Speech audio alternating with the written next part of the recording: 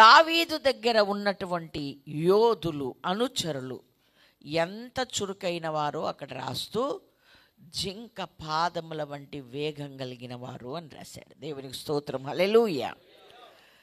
పులి లాంటి ముఖములు కలిగిన వ్యాఘ్రం అని రాశాడు అక్కడ. అంటే చూడగానే భయం గొలిపేలా ఉంటారు.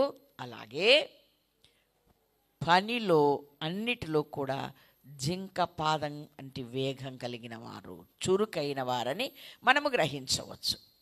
కాబట్టి చురుకుదనం అనేది దేవునికి చాలా చాలా ఇష్టమైనదని దేవుని వాక్యం ద్వారా మనము నేర్చుకుంటున్నాం. చాలామందికి శరీరరీత్యా చురుకుదనం ఉండొచ్చు, కానీ నేనెప్పుడూ దేవుడు మాట్లాడుతున్నాడు నా ద్వారా, అయ్యగారి ద్వారా అనేక సార్లు ఏమని అంటే, మనం ఆత్మలో వర్ధిల్లితే అన్ని విషయాల్లో వర్ధిల్తారు. ప్రభు చెప్పిన మొట్టమొదటి సూత్రం